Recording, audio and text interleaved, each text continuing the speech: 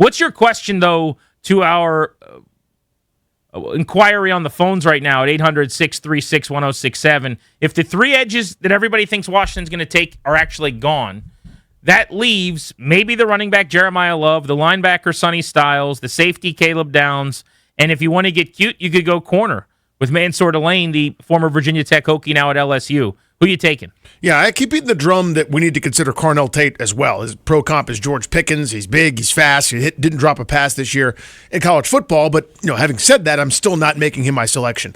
It's Caleb Downs for me. And I know I've kind of espoused the view that it's probably not the right time to take a running back, and you might go, well, the safety is the running back of the defense. Calling Caleb Downs just a safety is like calling me a male model. Like, you know what I mean? Like, yes, I'm a dude, but no, it ain't that. He's Nick Emmanwori to me. I mean, he is a Swiss Army knife.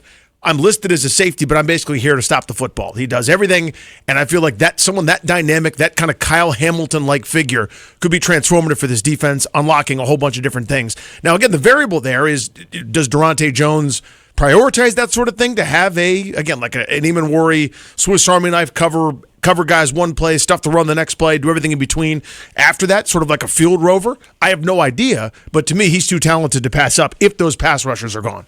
I said to you the other day when I was making the case to take Jeremiah Love, I said, if he is Jahmyr Gibbs, would you take him? And you said yes. And so I'm going to do the opposite of that right now, Danny. If Caleb Downs is Nick Emmanwori, and you're just telling me that you're from 2 years in the future and that's what he becomes, then I'm taking him. You see what I'm saying? I know exactly what you mean, yeah. If that's actually what happens here, and Caleb Downs becomes Emmanwori, who I thought was one of the most influential and impactful players in the playoffs at any position, then saddle up, partner. We got ourselves a pick. I really like Caleb Downs. I'd be happy with that. I really like Mansour Delane. I'd be happy with that. I really, really like Jeremiah Love. I'd be happy with that. I would even say I'd be happier with that above those other guys. I think Sonny Styles is my answer, though. You're a Styles guy. I am a Sonny Styles mark, the linebacker from Ohio State. If I was putting together my man crush big board, him and Love are so close together, it's hard to differentiate, but he is a much bigger position of need. And if you don't take Sonny Styles, there's a really good chance that you're just rolling the Bobby Wagner ball back down the alley, and we're doing the really good on first and second in the box run game thing. But that leaves some major problems in space, and I just want to get faster on defense. Yep. Styles is 6'5", 244, and runs like a safety. There just aren't a lot of players like him in the NFL.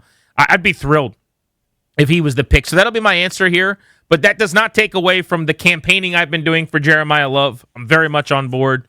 What about the other guys? I mean, you gave some thoughts on Tate, like going wide receiver. Mansour Delane, the corner. Any interest there? Yeah, I mean, this, again, I hate this cop-out that I'm about to do. I don't know the defense yet.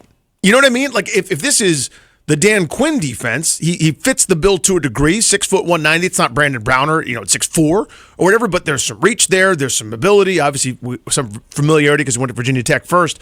I like him fine. That would feel, I don't know. I go, okay, that happened. C+, B-, whatever. It's solid. Obviously, really good player. He's a first rounder, but it would feel like, I don't know, that I don't want to say a reach there, because at the end of the day, no one remembers if it's 3 picks too early, 5 picks too early, 2 picks too late, whatever.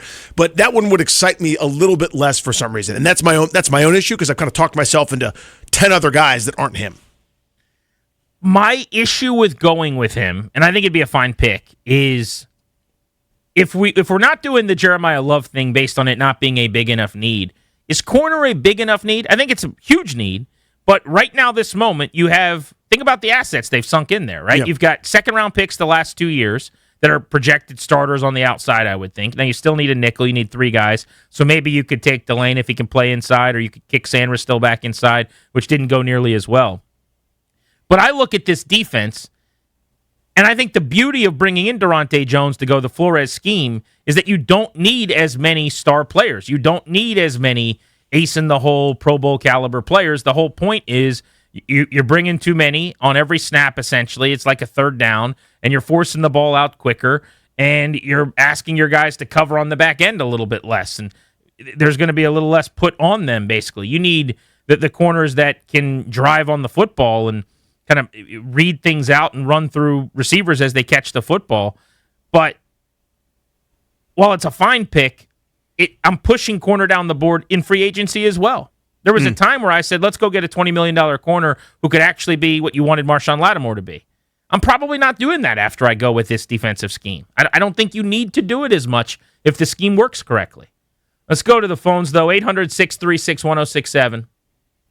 If you're just joining us, the question is, based on something Daniel Jeremiah told 1067 The Fan today on B. Mitch and Finley, he said there is a better than 50% chance that when Washington's turning in their pick, the top 3 defensive ends are gone.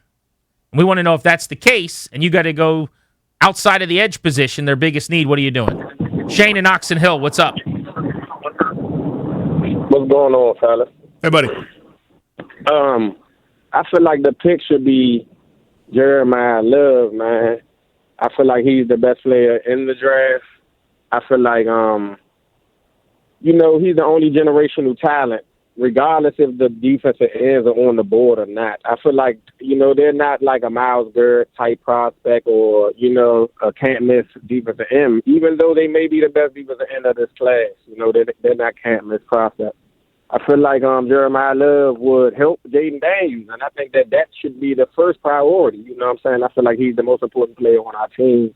And having somebody that can catch the ball out the backfield, and also if we're trying to do more play actions, that will also help our receivers. You know what I'm saying? And we have plenty of money to spend in free agency to get the defense better. We can go after Quay Walkers and Devin Lloyds. And you know what I'm saying? We need receivers as well also to help the running game. But I feel like Jeremiah Love is the best prospect in the draft. So, I don't know why you wouldn't go that route as well as spending big in free agency. You have plenty of money. Well, Shane, you sound like you're a BPA absolutist, so to speak.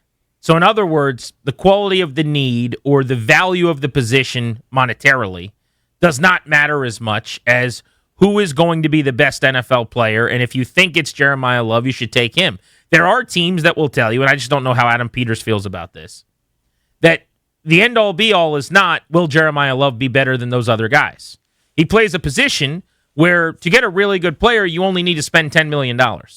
If you're to draft Sonny Styles, the really good players at that position are now in the $12 to $14 million range. If you're going to get a really good corner, Mansour Lane's position, it's going to cost almost $20 million. And so it just depends on how they view picking at 7. Are they a team that doesn't want to give a running back a second contract and pay him 15, 14 million, 13 million when it's time at that position because it's easier to find production? If that's the case, do they care about that? Maybe they want the second contract and now a corner or somebody that's going to age better might come into play. But I get that argument, Danny, and it's the one I've been making for Jeremiah Love. If you just want a guy who's pretty surely going to help you a ton in week 1 when you open up in September and probably will have the single biggest impact on the 2026 team in the first few games of the season, the answer is almost certainly Jeremiah Love. He could certainly help out of the gate. Again, I just don't know what I don't know. Because I think he's a good pass catcher, which is what I care about more in terms of difference making with running backs. I think running games are from scheme, design, quarterbacks figuring out, hey, here's the advantage, let's move it to this side, or here's where the extra blocker might be, or here's where we have a matchup. And it's about, setting things up to me with coordinators far more than it is about elite running backs. I think but the league, though, of late has kind of changed, is maybe forced me to confront some information that's uncomfortable for my worldview, if that makes any sense. Watching guys go to good systems and thrive in so many cases. So, yeah, he certainly would help. I don't know. I come back to this is team building, and I know that sounds overly simple, but are you better? I'm just making this up with Jeremiah Love and another version of Noah Brown as your number 2 receiver, or are you better with Ja'Cory Crosky-Merritt and Carnell Tate at receiver? I don't know the answer to that, but that's kind of why these guys, are trying to fit all the puzzle pieces in to make this up. Are you better with, the best pass rusher in this draft and Crosky-Merritt, or are you better with Jeremiah Love and, another Dante Fowler type signing that you're hoping works out? Again, that's kind of what the team building's all about. But Love certainly is, I'm in love with him, and I hate to keep using the word love. He's awesome, and there's no doubt about that. He's the best running back in this class, certainly, where he would sort of rank all time. I haven't kind of done the math on that, but I'm fascinated to see what he does here at the Combine, and I think he's going to help somebody an awful lot. Deb asked a good question in the YouTube chat. You can always listen to the show on The Fan or on the Odyssey app. You can watch us on the 1067 The Fan YouTube channel in high definition. And Deb just said, how can you guys say who you're going to draft when you don't know what's going to happen in free agency? And I actually think that's an interesting question. And it's a good point. I mean, we're going to reassess all of this based on what they do in free agency. But we're doing the same exercise they're doing right now. It's not like they're not putting together a draft board until after free agency. They've got a board of players and a plan.